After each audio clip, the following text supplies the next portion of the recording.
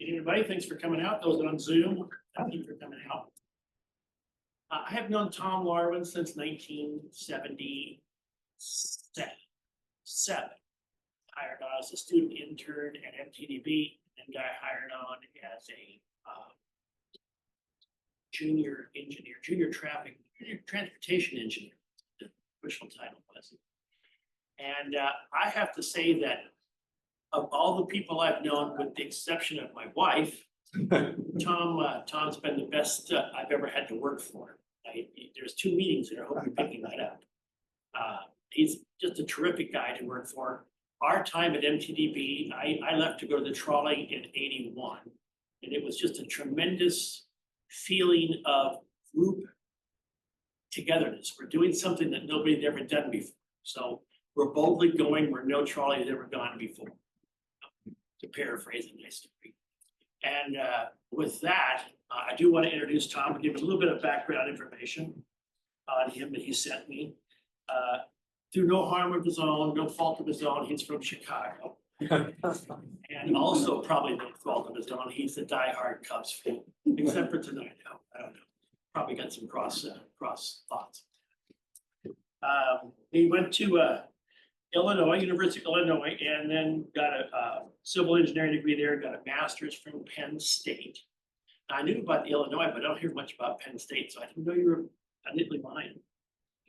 He got drafted into the Army and got to spend 2 wonderful years in Yuma, at the Yuma Proving Ground, a very hospitable place. Everybody goes to vacation there. Yuma's high on the demand here. 59 years ago, he met his wife, Kathy, who's in the audience here, on the 13th of some month. What month would it be? August. August. Oh, shoot. Good thing they said the same answer. In July. So that's to tell you that Friday the 13th isn't so bad after all.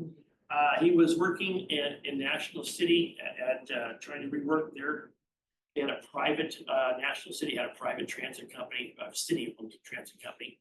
He was working on them when he heard about a new opening, a new agency called MTDB. Number 1's in the stands, and then number 2 comes along.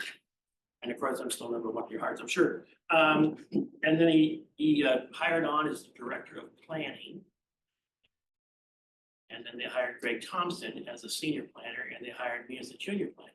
So it was fun times. I remember going to Lobster Village as a group.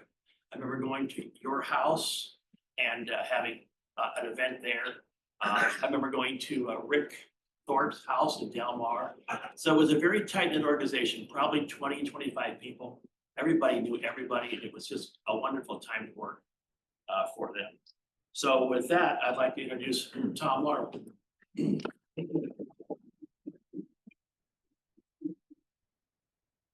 I wish I had your performance review. I updated it to be a little more positive. Wow, can't get more positive than what I got. Anyway, I think Jim got most of the facts right, but it's important that facts shouldn't cloud anything tonight. I've got a bunch of employees here who have been around a lot of things I'm going to talk about, and they may know things that may be different than I remember things, but it's the story that's important. So anyway, let me say, We'll get the presentation started here. okay.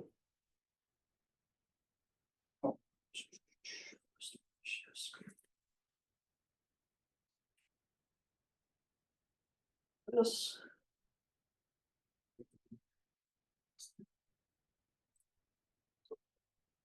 Okay.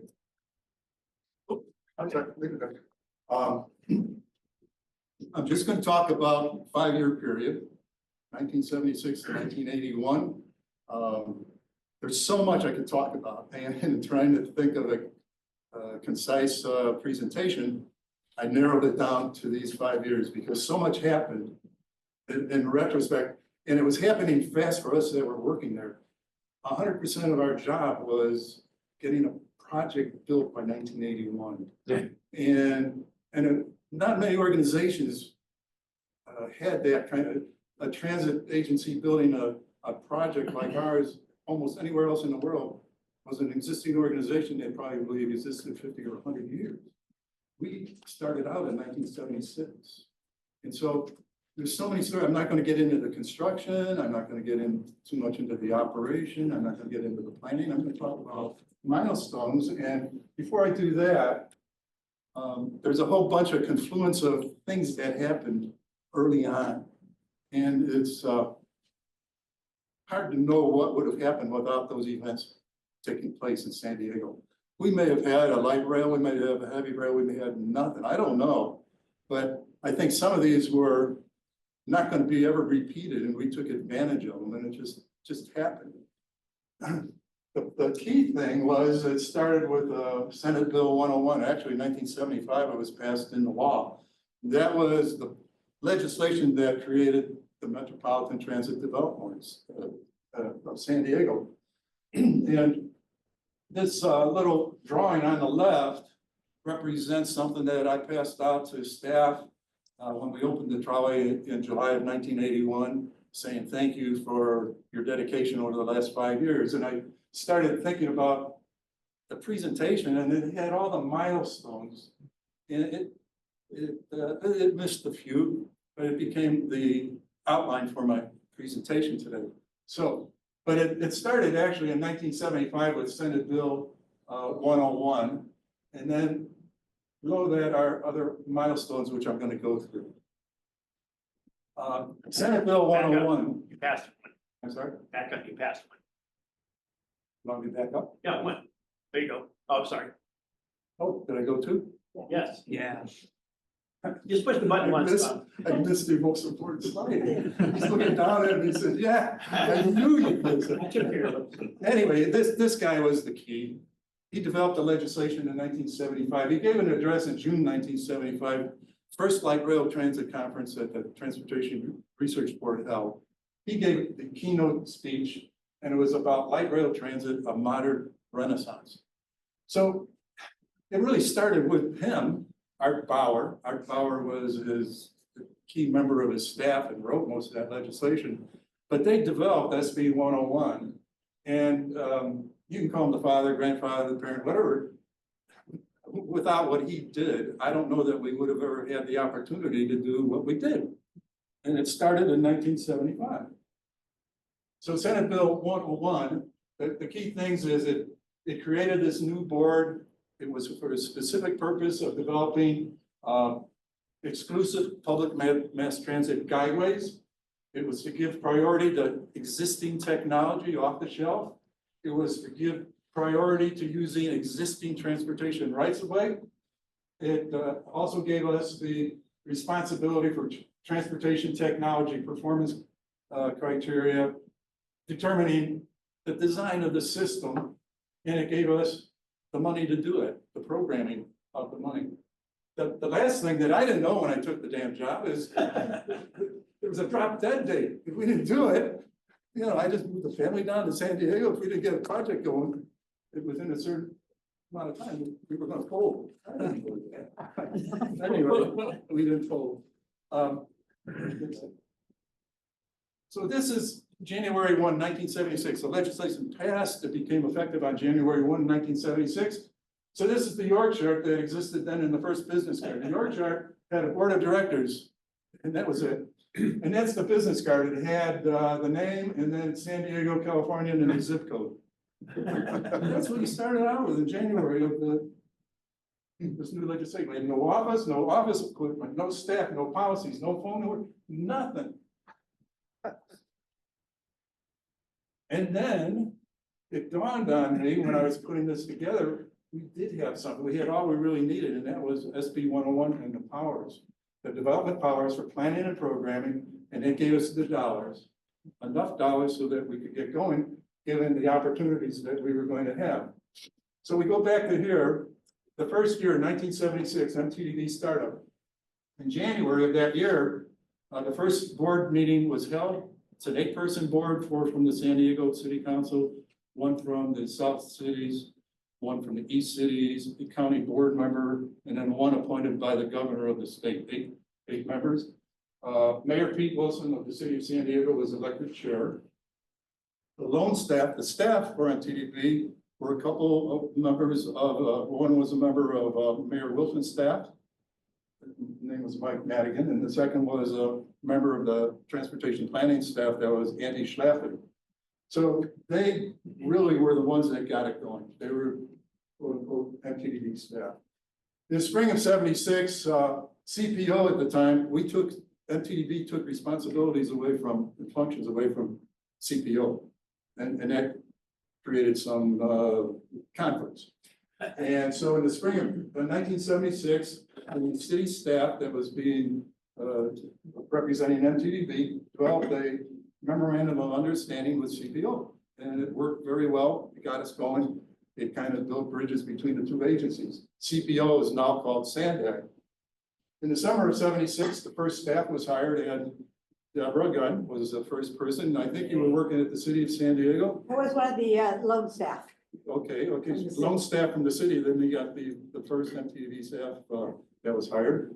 And then we also, MTDB also hired a consultant by the name of General Tom Lipscomb, General, call him the General. And so that was important, as we'll see in a minute. November '76, planning and engineering directors were hired. Me and Al Kirchhoff was our engineering director. We still have not had a manager hired, and that will be in January of 1977. So we went the whole year of 1976 without a general manager, and Bob Nelson was hired. He had experience most recently in Atlanta for the MARTA Rapid Transit District there. The other things that I got the arrows here because a couple of things on the graphic that I was talking about, milestones happened in '76. One is the Storm Kathleen, and then the other is so-called low-cost principles, and that happened. Those events happened, one in September of '76 and the other in December of '76. First of all, I'll go to Storm Kathleen. This happened on September 10th, 1976. We had the San Diego and Arizona Eastern Railway that opened up 1920, 1918, something like that. And it was a real big deal for the community back then. And it, over the course of its history, never really functioned on the passenger side as well as they hoped for, even though it provided a link to the east through the Southern Pacific, through El Central into Yuma. But it just had problems all along. And then this storm happened, and it was a tropical storm that came from the southwest through the east part of the county. And you can see a couple of the headlines, but the two key ones I wanted to get the message through: 7 laid off, railroad 1 on closed lines. So that's the SDNA staff. And then this last one: storm damage jeopardizes the rail line's future.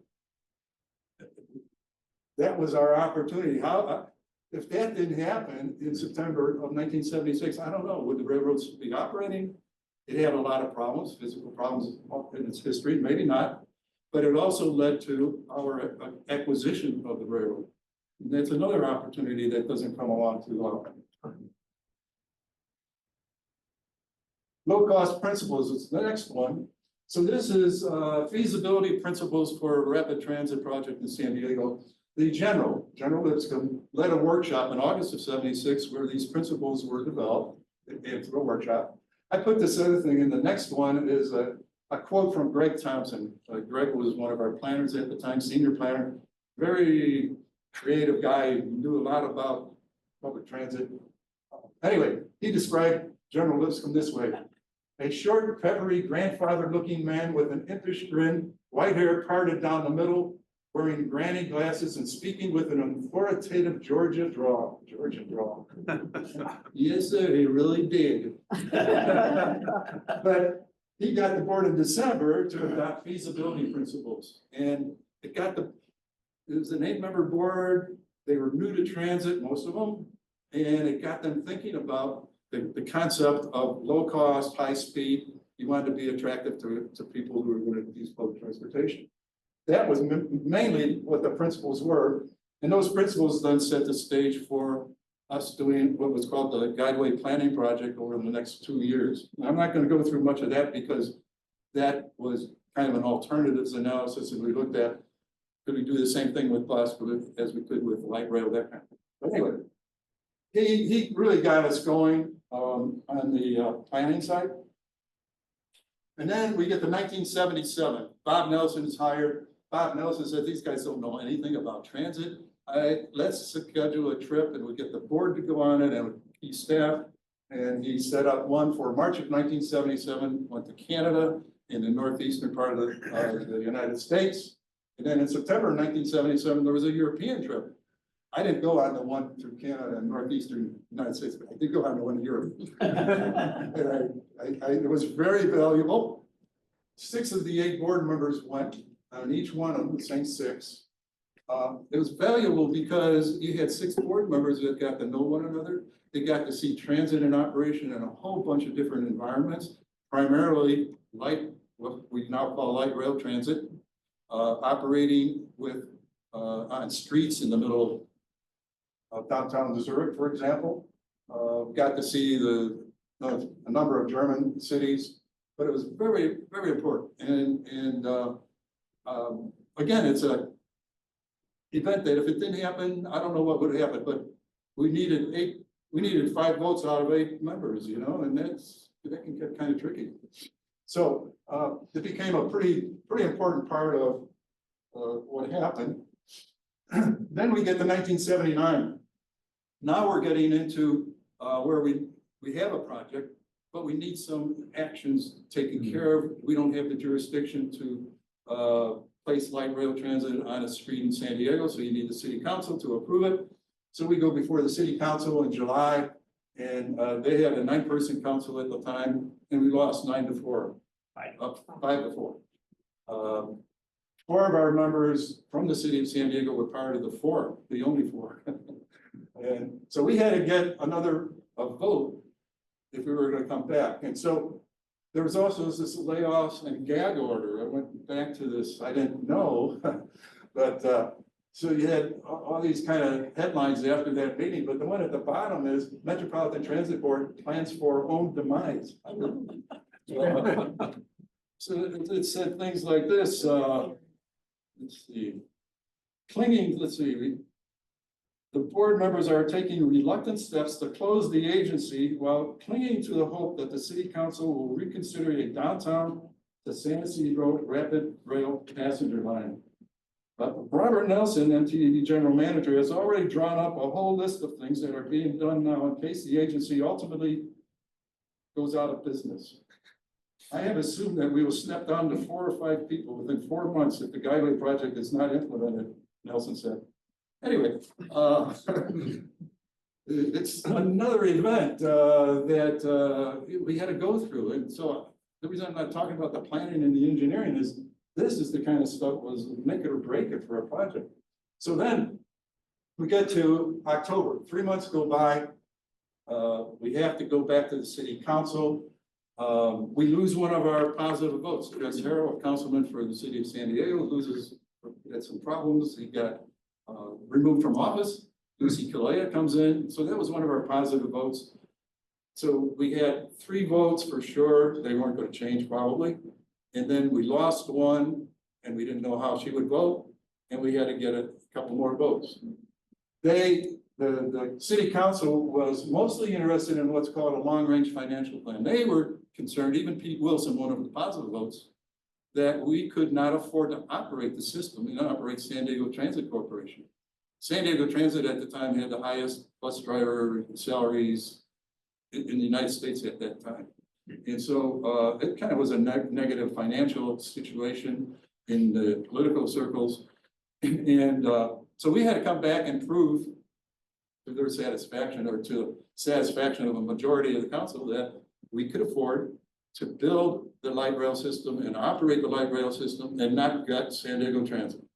And so we had to do that, and we did. We also had to deal with the acquisition of the SD&AE because that was our low-cost right-of-way. And also we had to deal with getting the state gas tax monies in advance. We were able to use gas tax monies for construction purposes of the light railway.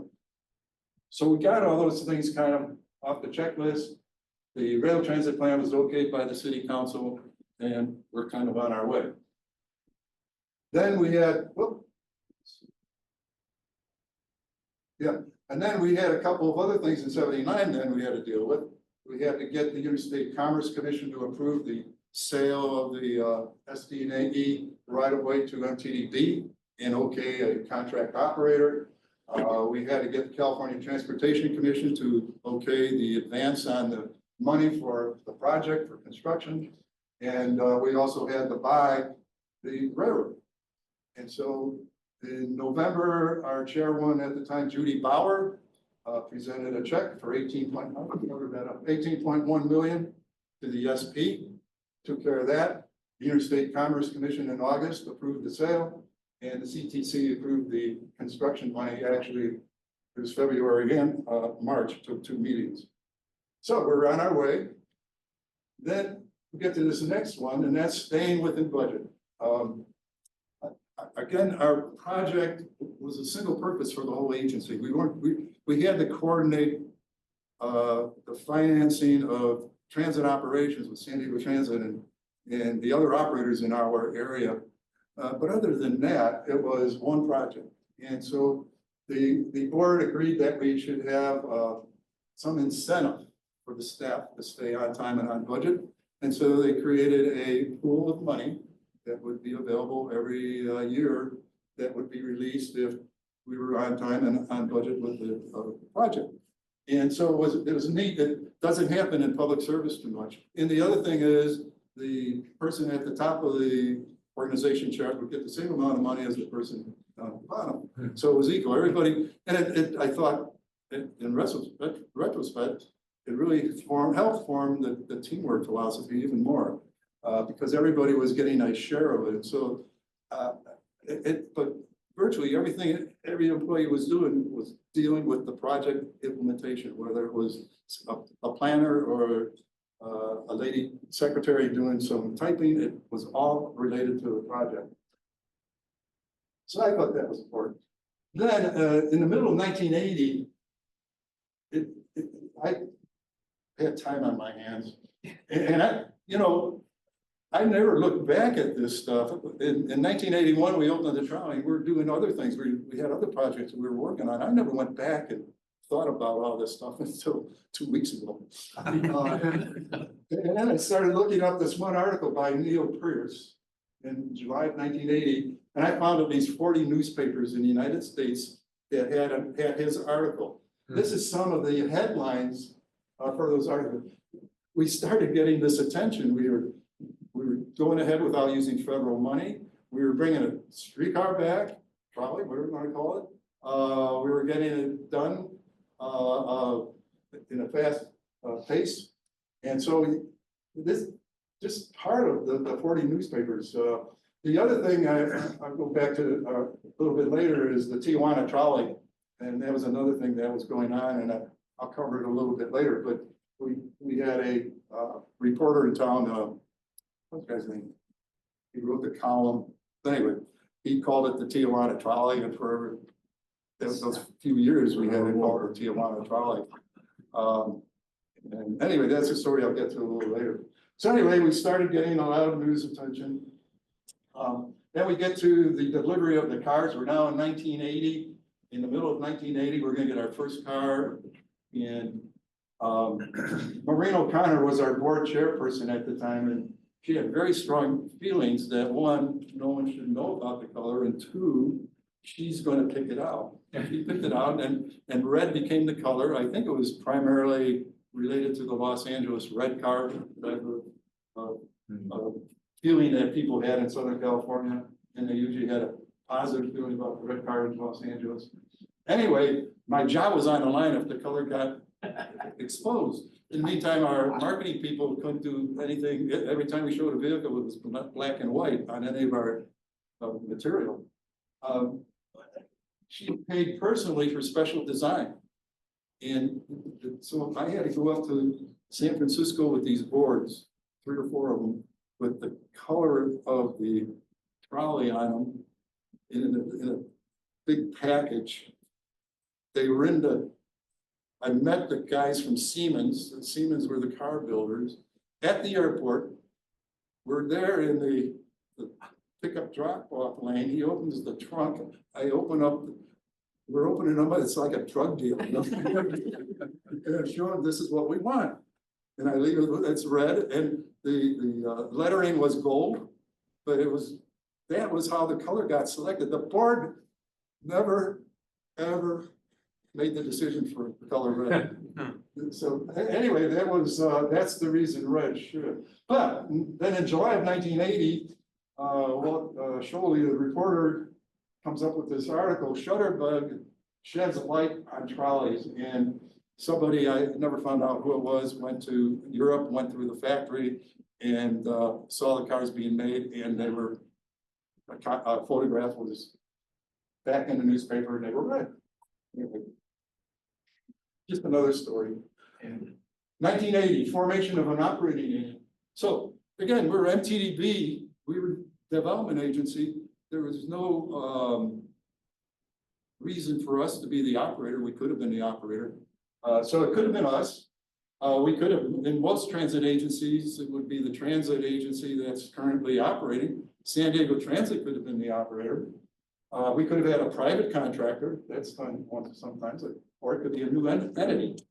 So in August 1980, the board decided that we were going to do a new entity, and they formed the San Diego Trolley Incorporated through state nonprofit law, and became a wholly owned subsidiary to operate and maintain the LRT system, and really no different than San Diego Transit Corporation is today and was then. But that was a pretty important decision. And this is when I mentioned the financial plan, where we had to convince the council that we could make it, we could operate bus and light rail and afford it. The drawing on the left is what was presented to them. So it shows a regional transit agency, and then it has the 4 boxes that show contract operators. Contract operator A for bus, contract operator B for bus, contract operator C for light rail, San Diego, San Ysidro, contract operator D for bus, and then one down at the bottom, freight railroad contract operator. That was the concept we sold. So we were telling the city council, we don't think San Diego Transit's going to be the right way to do it. And we also think that given the labor rates at San Diego Transit, competition isn't going to be too bad. Already, there were a couple of cities that had contract bus operators. So this in 2003, kind of when MTDB went out of business, this is the organization chart, functional organization chart that existed in 2003. Basically, the same thing that was recommended by us in 1979 came to fruition. Metropolitan Transit System, it was now called MTS. Over on the left, the San Diego and Eastern Railway Company existed, the board of directors. Inside, under the Metropolitan Transit System, you had SDTI, that's the trolley. SDTC, that's the Transit Corporation. You had, on the right, you had contract bus operators. And then you had ADA service, which was another function under that. MTDB coordinated, set the policies, contracted the services, approved the claims for the operating monies, and developed and constructed things like bus maintenance facilities. And then we also got taxi cab administration. That's another story. We'll get in that one. That leads us to operation. And we completed the initial project in July of 1981. The photograph there is the week before when we opened up and had kind of public ceremonies. That was July 19th. That's a ticket, the fare ticket from my first ride on the operating system. I didn't get into the fare collection system, the proof of payment system. I mean, again, a whole new concept in North America where you had proof of payment, so-called honor system. It wasn't an honor system; it was a proof of payment system. But and then we had a timetable which lasted about 3 weeks. We had changed the timetable. But I'm not going to get into the operation. Jim was one of the first operators hired. You and Larry were, I think, the first two. And you know, that's another new organization that started from scratch in late 1980, and less than a year later had to be operating trolley. That's our organization chart. This is about May of 81. And so that's me in the top. Maurice Carter was our planning director, John McNeese was our staff attorney, Ben Dillingham, director of administration, Roger Clark, our head of engineering. Now, what I may also do is that we kept our staff small, so you can see that's a pretty small staff that developed, this is 1981, a couple months before operation. We had, with Bob Nelson helped on this, he said, let's use Caltrans for construction management. So for construction management, we employed contracted Caltrans. We used their legal counsel, so like all the change order policies and all that, we didn't have to write them, develop them, we used Caltrans. We had Caltrans, a couple engineers that were on our staff. We had the county of San Diego had a person on our staff. We had a city traffic engineer on our staff. We had a member of the California Public Utilities Commission. There were no general orders pertaining to light rail transit.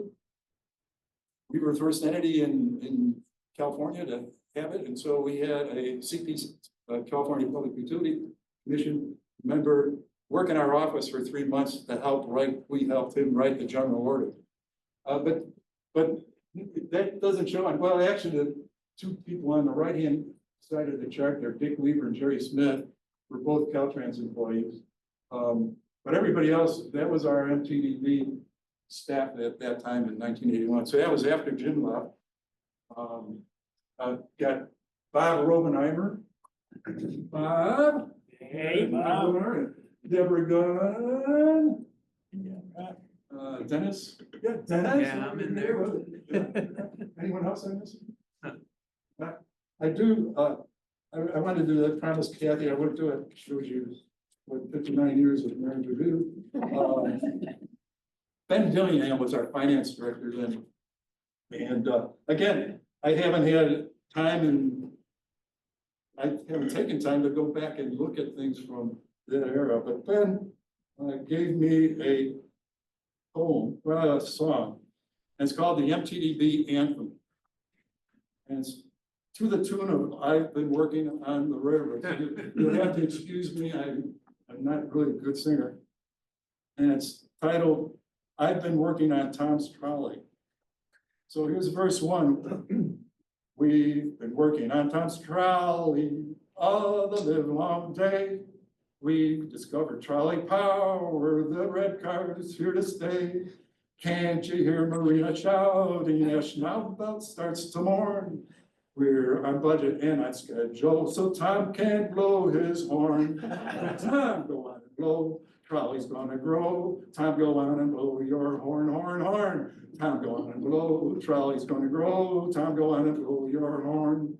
Tom is in the kitchen with Maureen. They're looking up an East Line. No, we're gonna build an East Line for San Diego, so Tommy can continue to blow. A tootin' to Tijuana to La Vista, San Diego, La Mesa, Santee to the depot, Center City Sports Arena, Escondido. There's no stopping where the tracks are gonna go.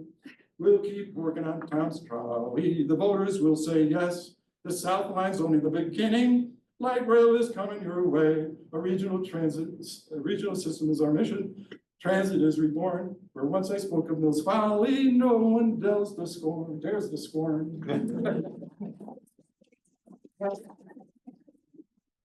Benjamin departed our life a couple of years ago, and he was a great financial director. And it says October 1981, all rights reserved. So anyway, they had a good staff. It was a good team.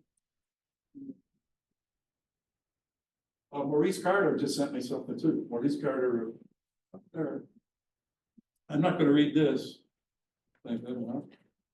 And he said, mostly unrelated, I have been messing around with AI material, so I decided to do a test in your honor. I gave Perplexity, in paren, the name of an AI program, and paren, some bits of information and asked it to write an ode to you. Here it is, and I think I did a pretty good job.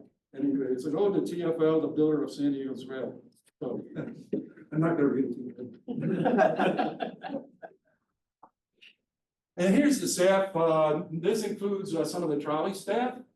In fact, you'll see Jim Lithicum. Yes, not Jim Lithicum.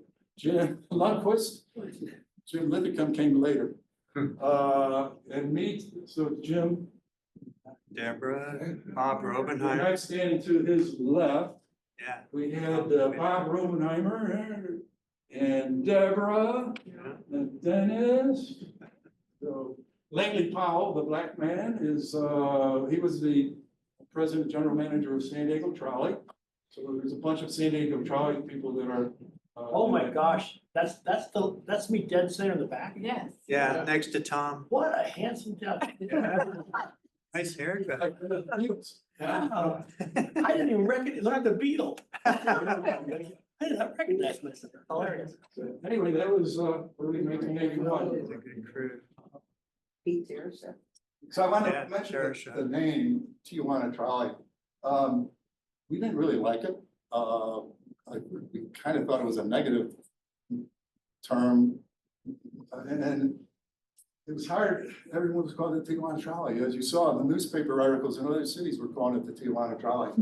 And there was a record, this is a Tijuana Trolley ride, and it's the Tijuana Trolley by the Tijuana Trolley Band. I mean, it really caught on. This is 1981, 81.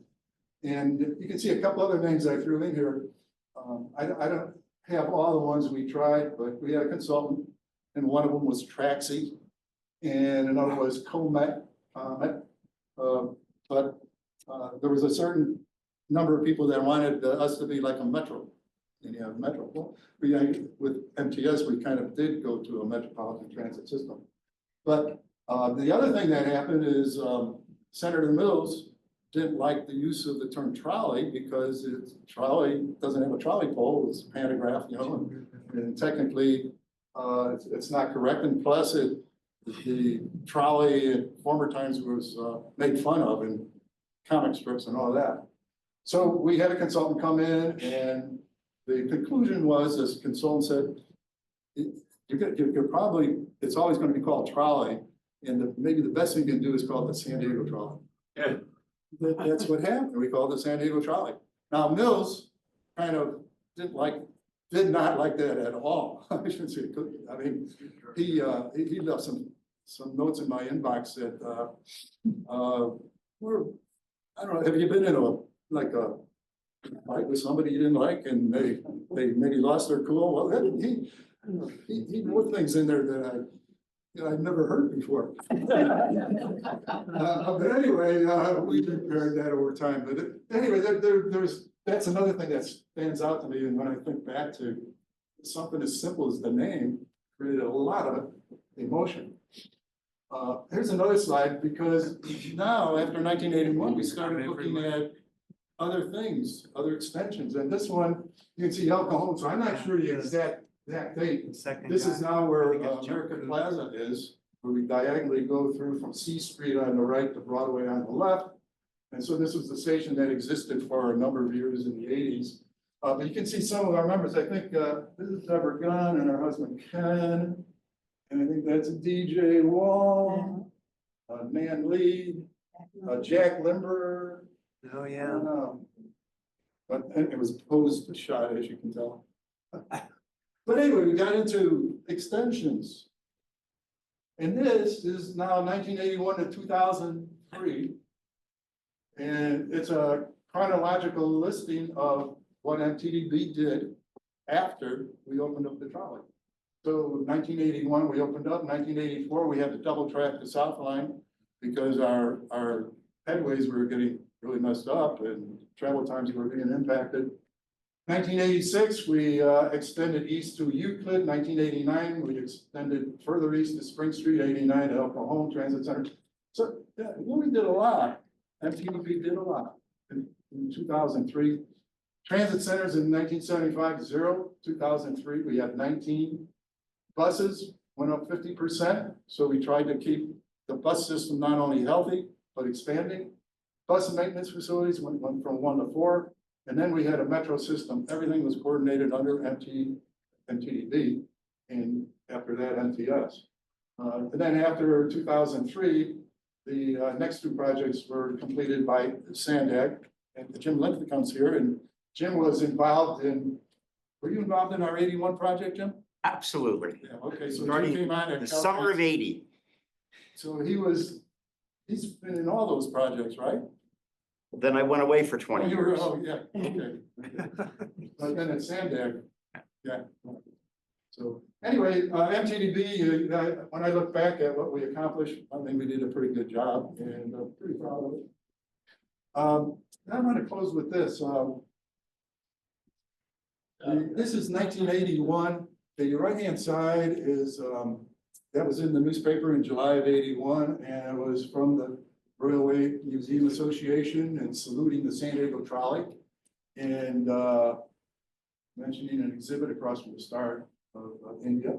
But also there's a photograph. Now this is kind of an early '81. And it's operator Jim Lindquist, radios ahead as he approaches the Coronado Bridge, okay? Two drivers hitched their dreams to San Diego Trolley system. And it's oh, here you got it right, Lundquist and Larry Grantfield. And let me read a couple things that Jim said in his paper. 1981.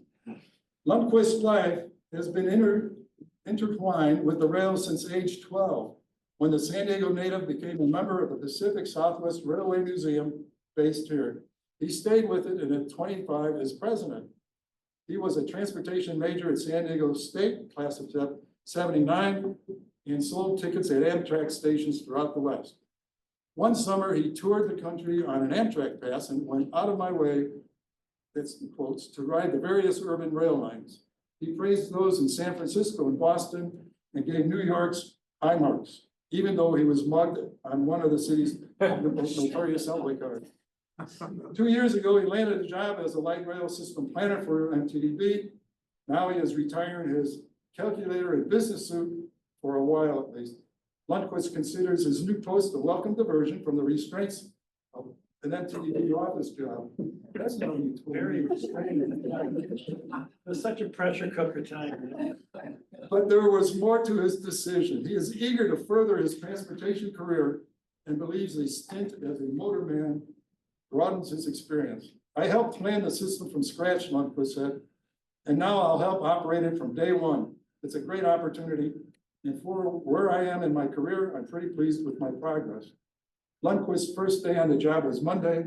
Well, okay, but anyway, Jim, you also got on opening day, you got that in the paper too. To build public confidence in the line and spur increases in ridership, quote, reliable service right from the start is important, said Jim Lindquist, president of the Pacific Southwest Railway Museum and now a trolley operator. It will, quote, hinder you quite a bit if you can't provide such service, he said. I changed my name in '82. Anyway, I think that wraps it up. There's so many people that I could name that were important. John Coyle was the Bechtel project manager. Bechtel did the engineering. Walter Quinton Yes, was the Walter. operating guru for Bechtel. Yeah. We had Carl Englund came in and helped us deal with freight and providing sidings and these guys at Caltrans. I mean, Dick Weaver and Jerry Smith. Jerry Smith. Yeah, Jerry Smith. Yeah, Dick Weaver. So many really people behind the scenes that were so important. Roger Clark, our director of engineering, came from Caltrans, and it was funny. So I had Maurice Carter, director of planning, and Roger Clark, kind of an older guy than Maurice and me, and engineering. And Roger would come in at 8 o'clock and leave at 5 o'clock. He'd get his work done. He'd have the general reports done. I didn't have to bother him. Maurice, 5 o'clock. Maurice, you got your report done yet? No, 5 o'clock, 5:30, 6. Maurice. I mean, he just two different people. But Roger was one of these guys that just knew how to get the job done, and he did. We had to clear out billboards, and we had to get other things done, utilities. And he just did it all. Didn't have to put in any overtime. He just was a master at working with people. But guys like that, I remember now, and part of the legends that very few of us really know about. When people look at the San Diego Trolley, including people that work there today, they don't know all that kind of stuff. And it was so fortunate. So I'll conclude just by going back and saying, yeah, Senator Mills comes up with the legislation, gave us powers. You had Tom Lipscomb that starts educating the board, and they get a little bit more educated as they go to Europe. Then a storm happens, an opportunity for right of way, 108-mile right of way. We use, I don't know, 40 miles of it now in San Diego urban area. That becomes available. We had enough money to buy it. The railroad, Southern Pacific, was willing to take it down to, they valued it at 80 million. We had 18 million, and we wanted it in running order, so they had to give us a railroad that operated. And so all those things came about, and you know, again, without a storm, SDNAE maybe would have wanted to sell one of these days. Would have been 80 million, 100 million, I don't know, but I mean, it all came together in 5 years. So, Jim, I'd be glad to answer any questions you might have. Yeah, you know, you got a lot of people here with a lot of knowledge. I think you should fire away or just tell some stories that you know we have plenty of time. So Dennis, lead us off. Let's see, got one back there, and I'll go to second. I don't have a question per se. I just want to add to the list of people, Tom Larwin. I think those of us that work there were so fortunate to have somebody like you who was organized, made sure we did a good job, interested in our personal and professional development, and really cultivated the team that you talked about, how we all got together. We were all focused on something very clear, very positive, very unique to where people were coming from around the world to see what we were doing. But I find myself frequently just thankful that I happened to come to work and you were our boss. Absolutely. You did a lot. Hired good people. Yes, sir. At the beginning, you said that it started up and you didn't realize that 5 years it was a limit. So the cutoff date. Yeah, we had to have a project. The legislation required us to have a project. We couldn't just keep going on and planning and not have a project. But you didn't know that when they, No, well, I'm a young guy, I come down here, you heard I lived in Yuma, and when I grew up in Chicago, we saw San Diego, I said, that's. Didn't have the train to nowhere back then. But anyway, I didn't know about, I looked into the job, it sounded like I didn't look at the legislation, I didn't know anything about it, other it was a transit agency, a new agency, and I'd be the head planner, so. the legislation said you had to have it in 5 years. There was a date in there, I think 5 years, I don't know if it was 5 years or a little bit longer. Anyone else? Yes, sir. Yeah, I have a question. So when did the construction actually start? The first power line went in or whatever you would call start? Yeah, I would think like the first part of 1980. Because, you know, what, most of what we had to do is replace rail. We didn't do much else. We had a couple of great separations. And then you had the C Street, 12th Avenue, street work, utility relocation, that kind of thing. So it's about By 19. the time you had some substations and some power poles to put up Yeah, and a yard to build. we had to go under those big transmission towers. And a building to build. City. And then you had the stations, we had to buy some real estate. And that's another place Caltrans helped us to provide real estate people. I can remember time time. getting a project like that done that quickly. I mean, are we just thinking permits? I mean, if you tried to do that today, surely it would take. You know, the environmental laws have changed and we didn't, the other thing was we didn't go for any federal money. So we're now dealing with, we didn't have federal review and that helped. Because our board represented the cities in the county, I think that helped us with the various city staffs. And we only had to go, we had National City, Chula Vista, and San Diego, so we only had to deal with 3 cities. Yeah, you recall acquiring property, 12th and C, that intersection right there had a liquor store on it. Right. And we had to go through that. And I do remember Greg Thompson and I taking a sledgehammer up and knocking the front door down when we got acquired. It was a big party for Greg. I won't take a damn sledgehammer to this guy, you know, so we did it. I remember that. But that's another one of our projects where we initially just took a little bit out of that corner and essentially a right angle turn from C Street to 12th, and now it's diagonal and the stations around it and joint development project. Some of these things kind of came together after the initial project opened up. But our planning director in the late nineties, Bill Lieberman, he sent me a memo and he said, we were gonna move our offices to 12th and Imperial. And he wrote a memo that was strongly urging us not to do that because that would be outside of the downtown. And now you look at 12th and Imperial and you have Petco opened up. I mean, it's a whole different East Village. But I mean, the downtown area, especially East Village, has really changed quite a bit. We got some photographs of 12th Avenue in 1980, 81. And I mean, it's nothing compared to what it was like today. One of that. Tom, when we double tracked the South Line, that was with federal money, right? I don't remember. I thought the first federal money was El Cajon. Then assuming that was right, was that a tough decision for you and for the board that to accept federal money for the first time and all the problems, all the help you would achieve with that? They were easy. They wanted to have us Oh, that's right. on their list. Yeah. And so, They no, wanted it to was get pretty in on easy.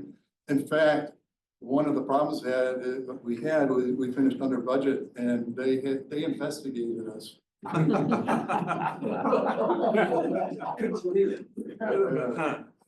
probably the Reagan administration, right? Uh-huh. But it all worked. We've had federal money now and all the rest of the projects. And so there was a question here? Can I just say a word about Langley Powell? Yeah. I was a joint member of this museum as well as San Diego Electric Railway Association. Back in those days when they double tracked South Bay, he was our main point of contact with the trolley. And he got us tours every time they opened the new branch. He got us a special pre-opening tour. Those were very interesting. He let me go into the cab and we narrated the history along the route. And we just had a marvelous time. He's another good example of one of the people that doesn't get much attention, but it was very important. His personality, so important, because he was a team player, you know. The other thing I might mention, South Side Chicago. One of his grandparents lived across the street from one of my grandparents. Oh. And we used to kid, what if they would have, no, we didn't kid that much. He was a great guy, and Jim, if you want to do, you need to do a story about the early years of San Diego Trolley from your perspective, because that's a whole different. Well, that's Okay, I'll spend a little time on taking any questions you want. So some things that I remember. First, I remember coming over as the second guy there, and there was nobody there that really knew how to run trains at all. So I had some experience with trains. So we had leased a locomotive from the Railroad Museum, and I showed the guys how to run it. We were pulling cars out of the yard over to where it was electrified so they could test the cars. So they put sandbags on the cars to duplicate, like people were on it, see how often they stopped. Rolf, what's his last name? Seems Rolf is forward, and so you push it all the way far. Break, shack seems you hear the noise, and I don't know what he was saying. I'm sure there's nothing that he really wanted to hear. So early on, we had to develop the rule book, we had to develop the standard procedures, we had to develop everything. And we developed all that. I remember one time that they needed to electrify the yard. So the yard was kind of trailing everything else, the yard and the shop building. So everything, the main line was basically done, no power in the yard. And Merriman Larry Granfield, who was number one, but not near Hart's. Okay, Jim Lundquist was always number one. But I was number two. He got hired a week or two before I did. And he was a cable car operator in San Francisco, and then also ran their streetcars. They hooked up, so we had 14 cars. So I guess they hooked up all 14 cars. So they coupled them all together. And they pulled them with the little locomotive out of the yard so they could power the yard up. So that the trucks were high rail trucks, they were hanging wires and those kind of things. And I do remember seeing them do especially Raw, you just ruined these cars. You no longer have the warranty on them. They're not supposed to be hooked together and pulled like a train and blah, blah, blah, blah, blah. Well, I mean, they worked fine. There was nothing wrong with them. And I also remember before we put a battery on, it was 123 turns on the crank, like the little crank like this in order to uncouple them. We finally put a battery on the locomotive so we could push the button and uncouple them, but that saved hours. So we roll around, we got operations going. So we start, we're supposed to be on 15-minute headways. You're supposed to do a run from the Santa Fe Depot, which was at the corner of C and Kentner, I guess, right? To San Diego in 32 minutes. Never could you make that run in 32 minutes. Never. The best I ever did was 36. And I won't want to tell you exactly how I got to 36, but it wasn't standard operating procedure. Exactly. I did not stop at all the stations. That's the only way I got 36. If there was nobody at the station and I was a single car at night and I hollered, anybody want off? Nobody wanted off, I rolled. And I got 36 minutes one time. So you have single track with passing signs. I think there were 3 passing signs plus the downtown, so I guess there was 4. And the idea is if your timetable is perfect, you're gonna meet the other trolley in that double track. Okay, well, if you can't run the schedule, you end up making meets, but you've always made meets, hopefully, on the double track. I don't remember any meet that wasn't made on double track. But as soon as one train got late, the other one coming the other way got late, and it all just snowballed. And you've always heard the expression, late trains get later or late buses get later, but you're picking up the next train's passengers, right? So your train is no longer just hauling what you expect, 100 people, but now you're hauling 150. And you're getting later, you're getting later, and you're getting later. And then we also had line draggers, somebody who couldn't get moving. We had lots of people that only spoke Spanish. And lots of operators that only spoke in English. So I remember getting on the microphone and go, please stand clear of the doorways. Don't hold the doors for your friends. And over, and they probably had no idea what I was telling them, right? But if you're in the doorway or if you're on the steps, the doors wouldn't close. So now you're getting later and later and later. So one of the ways that we try to keep on schedule was we'd actually have a train go, let's say, I understand the Cedar in there, 10 minutes late.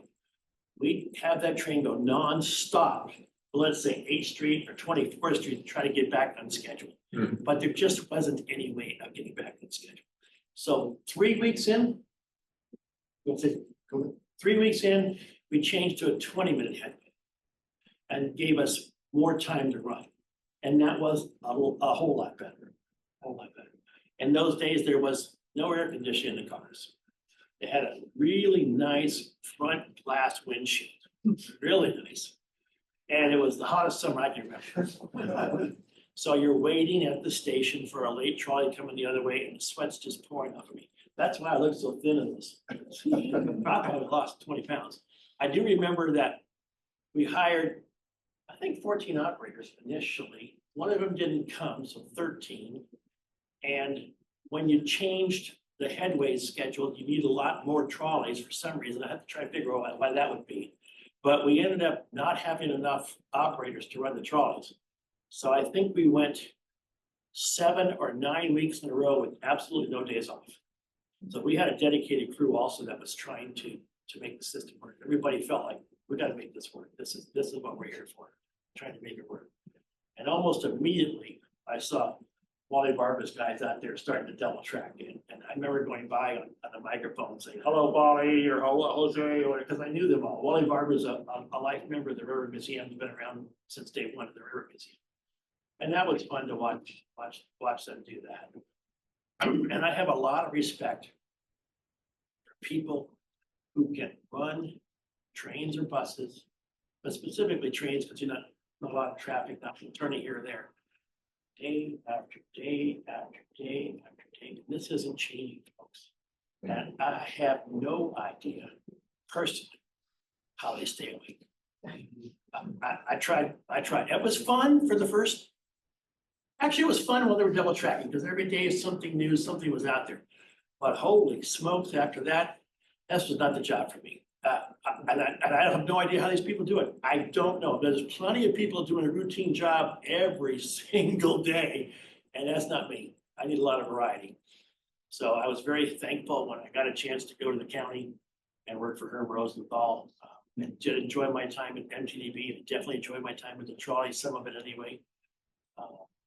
There was an operating philosophy that Pete had that I won't go into, but it was a conflict between him and me on how to treat people and how to operate and stuff. And we'll just leave it at that. I'm not saying he's a bad guy. I'm just saying it was an interesting time in my life, that's for sure.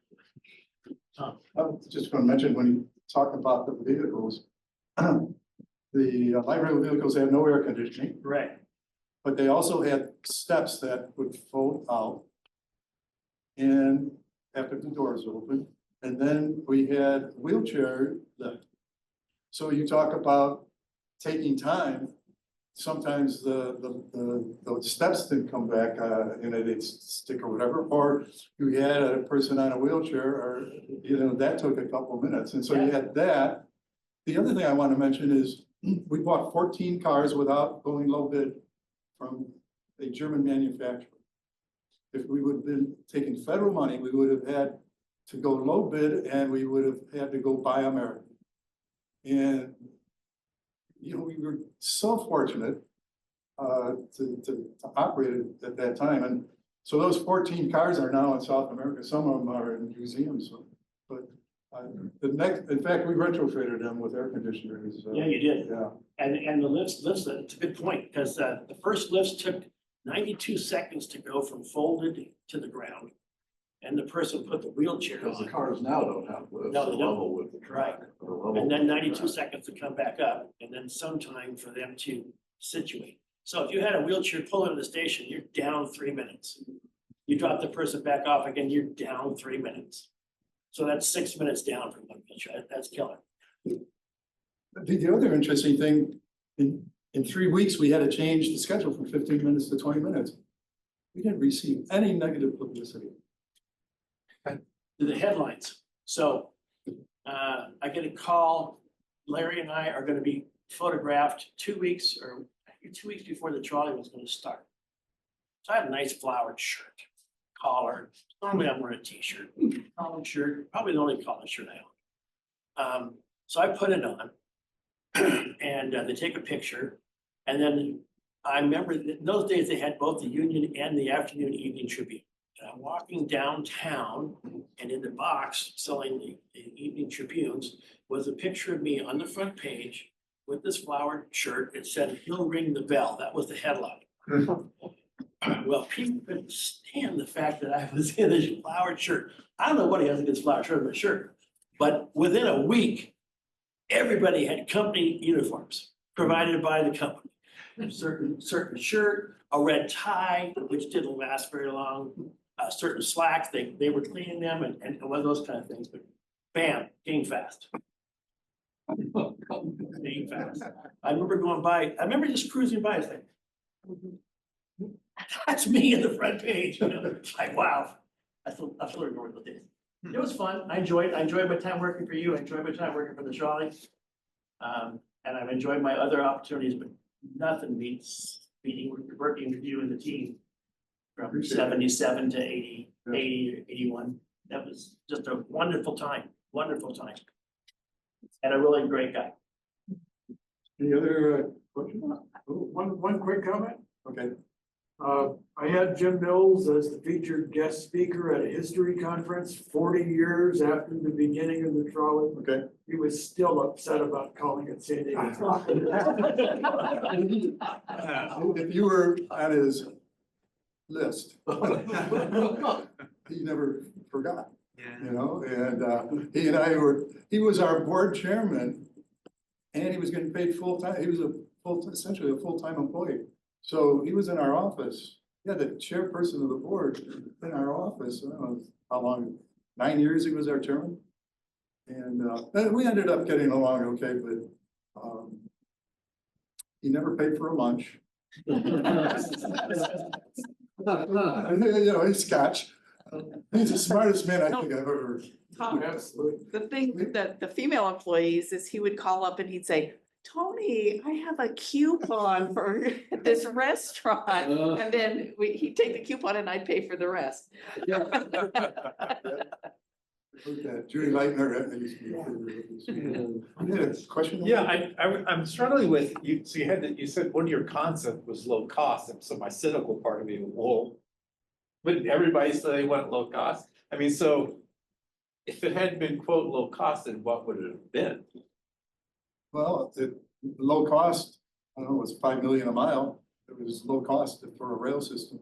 No, it would have been heavy rail, Tom. I think that's what you're getting to. The other option was heavy rail, right? So you might get into that. Well, CPO's plan at the time we were born was for a heavy rail going through the center of Chula Vista, and then I think University. Bob, you worked on some of that? You remember? It's really extensive. It was a heavy rail system. PBQ&D was the consultant. More like Bart, Mark. Yeah. So Bart Bart was, So when you say low cost, that kind of jumps you into the low rail to the light rail. street running. Yeah, street running, not much grade separation. Yeah, we had one grade separation, I think, down south of Chula Vista, and that was about it. Coronado Avenue, I I'm think it sorry, was the Jim? first. I think Coronado Avenue was the first grade step. So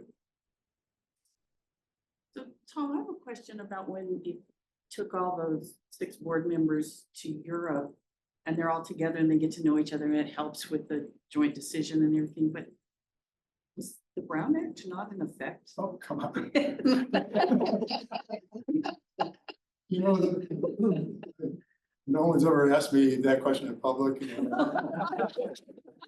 you're retired, you can go for it. Thought about those things. I don't know how they got around it. Paul Peterson was our attorney.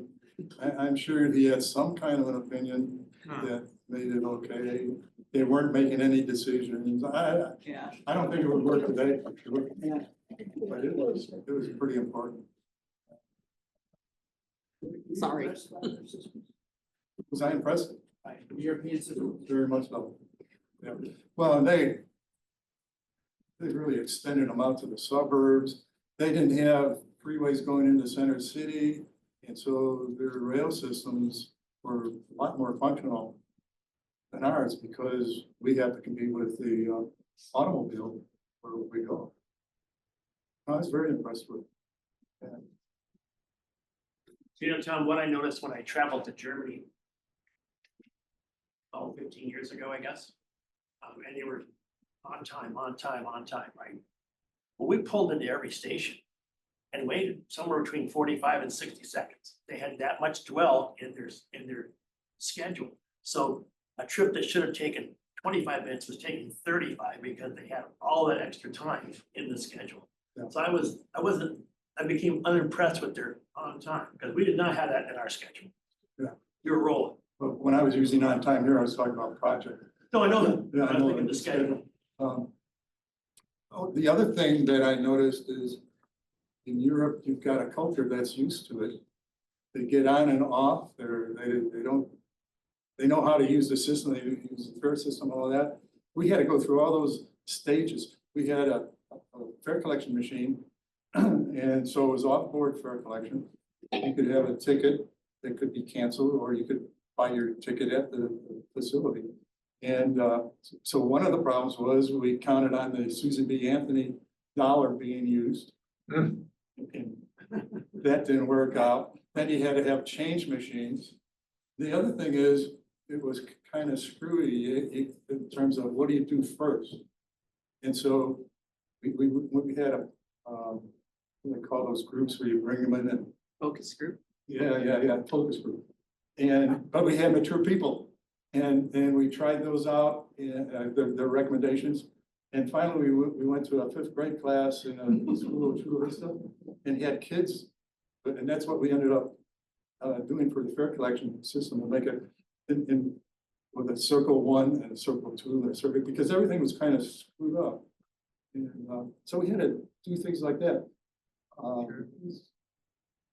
Interesting times, but we were innocent, we were naive, we were all trustworthy, and And I think after like 1980, 81, we were accepted as a very professional agency. And so I think that helped us over the next few years, 10 years, 20 years. Yes, sir. So in 1981, was that the only light rail in Southern California? That was the only one in only one in the US. Only one in the US? Edmonton and Calgary had started, the cars that we bought were essentially on top of an order that, I think it was Calgary's order. They had, Edmonton and Calgary had Siemens cars. And Edmonton opened up in 78 or 9. And then Calgary maybe a year later. But we were the first ones in the United States. Wow. Like, well, you know, all the streetcar lines were taken out. You had, Right. Boston had a kind of a street running, rail system. People looked at that. And, I think there's another one or two. Didn't New Orleans have something? Well, they probably still had it. Yeah. More touristy though. Yeah, in the median of the street. Yeah, it's on the street. Sort So of the the- new generation. We were the first ones in the US. They didn't call it light rail until then. They were calling it trolley or streetcars. And, the new term was light rail transit, and that was a more flexible, you could operate at ground, but you could also operate at grade separated. And, you could do that with streetcars too, you know, they did that then, but, a lot of the streetcar systems were developed, in mixed traffic. So streetcars had to compete with traffic all the time. When we got C Street, we got exclusive use of the rail right of way for, light rail operation. Which was violated quite a few times, by the way. I got my share of them. I still remember, Jim, I'm walking on 12th Avenue, sometime 81, 82, and the train passes and all of a sudden I hear, "Hey, Tom!" Over the loudspeaker. Pete Terechek's another one of those people that was pretty important, but he and Langley were 180-degree personality wise. And if we would have been reversed, then Pete had had more operating experience than Langley. Pete, the whole character of San Diego Trolley would have been changed. Langley was, like you said, a very personable guy. Are there any more questions for Tom or any more thoughts or whatever? What a classification. So what would the Boston system be classified in 1980? Probably light rail now. I mean, but it wasn't called light rail in 1980. No, it's kind of it just started that light rail conference in 1975 was the first light rail conference, and streetcars had existed for 100 years. Right. In the United States, in San Diego, 1886, I think, was the first streetcar. So I'd like to thank Tom for coming out. My wife.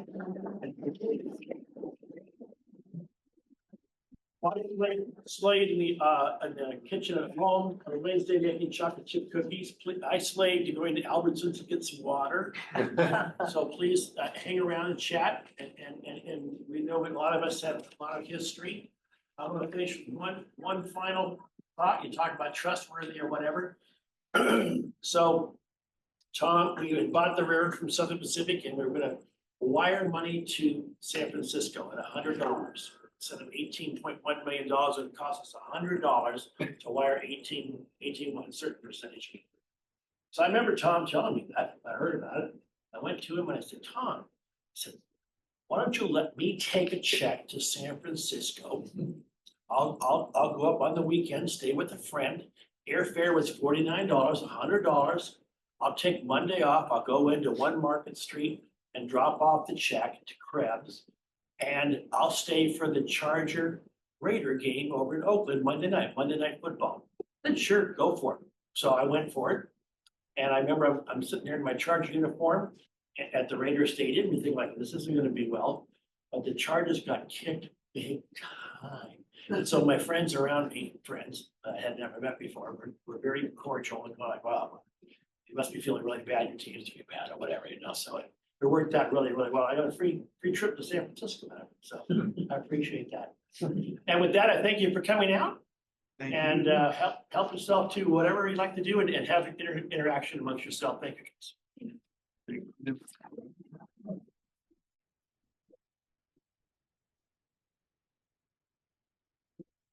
I'm sure each one of you. The face, I enjoy really looking at the faces of those guys. Some people are no longer with us.